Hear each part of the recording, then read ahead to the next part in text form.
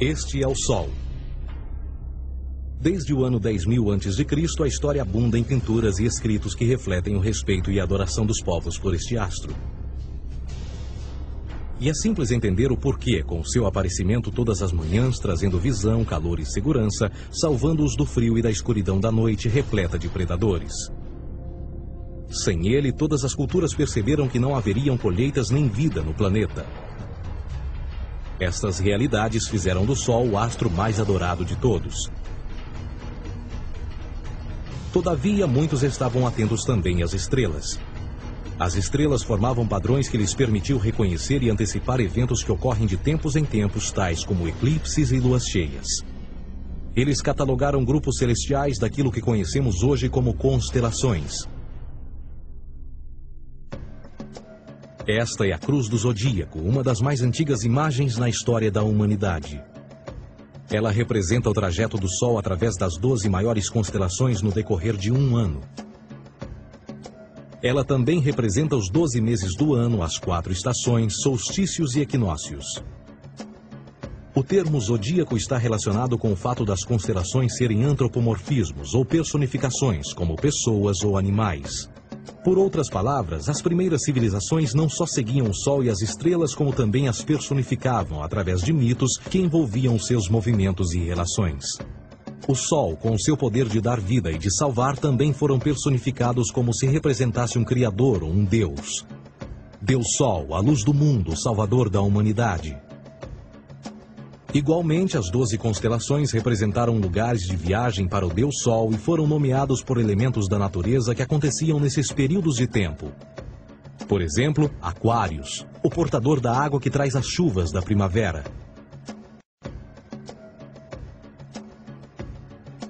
Este é Horus. Ele é o Deus Sol do Egito de 3.000 a.C. Ele é o Sol antropomorfizado e a sua vida é uma série de mitos alegóricos que envolvem o movimento do Sol no céu. Dos antigos hieróglifos egípcios conheceu-se muito sobre esse Messias solar. Por exemplo, Horus, sendo o Sol, tinha como inimigo o Deus Sete, que era a personificação das trevas ou da noite.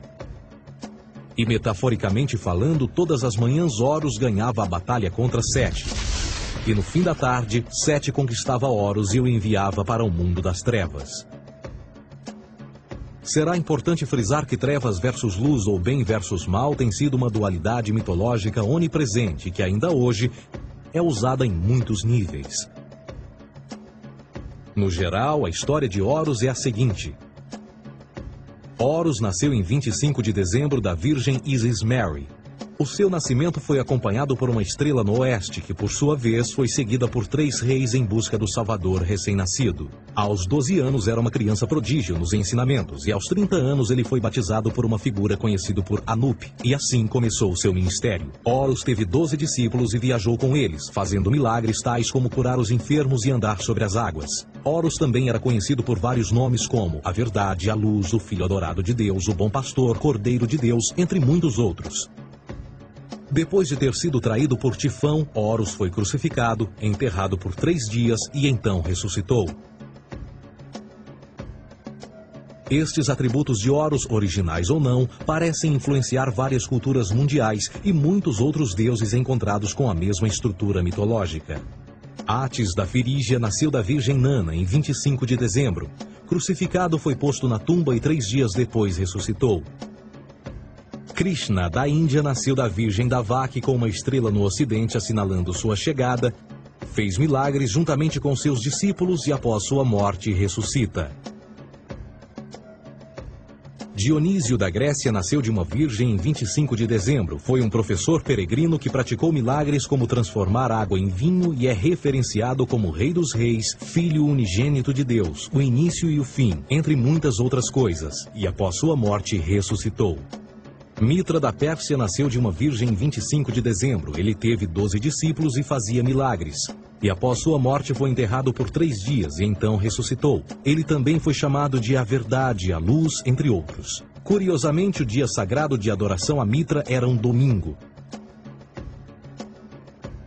O que importa salientar é que existiram inúmeros salvadores em diferentes períodos em diversos lugares da Terra que preenchem essas mesmas características.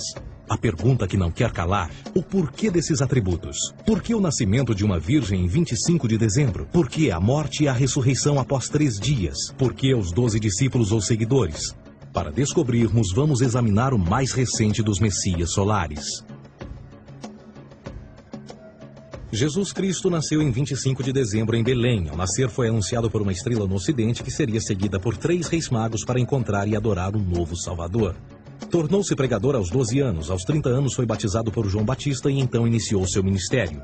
Jesus teve 12 discípulos que viajaram com ele praticando milagres como curar doentes, andar sobre a água, ressuscitar mortos. Ele também é conhecido como Rei dos Reis, o Filho de Deus, a luz do mundo, o início e o fim, o Cordeiro de Deus, entre muitos outros. Depois de ter sido traído por seu discípulo Judas por 30 moedas de prata, ele foi crucificado, posto em uma tumba e após 3 dias ele ressuscitou e ascendeu aos céus. Em primeiro lugar, a sequência do nascimento é completamente astrológica. A estrela no ocidente é Sírius, a mais brilhante do céu noturno, que a cada 24 de dezembro se alinha com outras 3 estrelas brilhantes no cinturão de Órion. Essas 3 estrelas brilhantes são chamadas hoje, como eram na antiguidade, 3 reis, 3 Marias no Brasil e Portugal. Os 3 reis e a estrela mais brilhante, Sírius, todas apontam para o nascer do Sol em 25 de dezembro. Esta é a razão pela qual os 3 reis seguem a estrela a oeste em uma ordem que apontam ao amanhecer. O nascimento do Sol.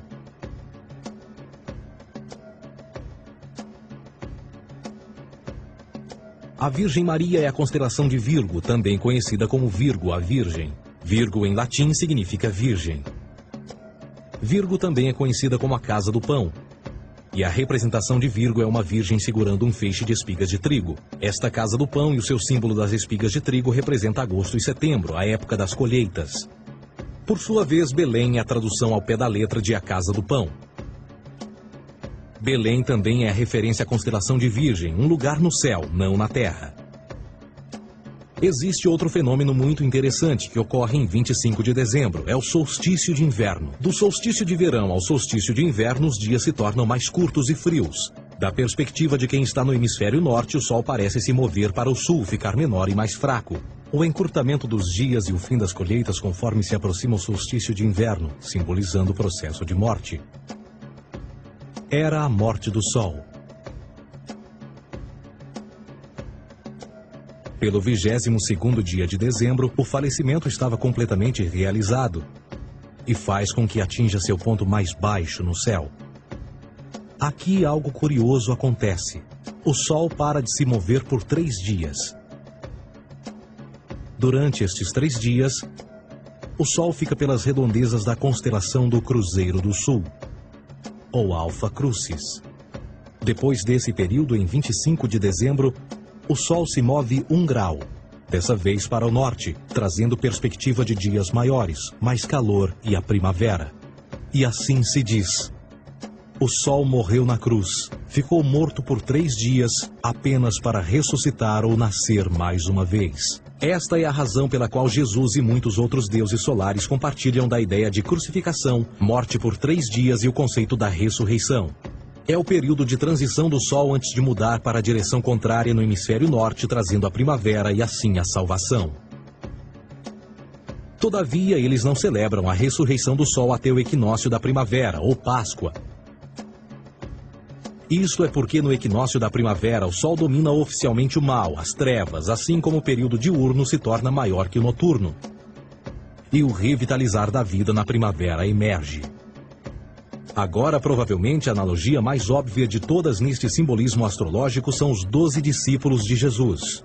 Eles são simplesmente as 12 constelações do zodíaco com que Jesus, sendo o Sol, viaja. De fato, o número 12 está sempre presente ao longo da Bíblia.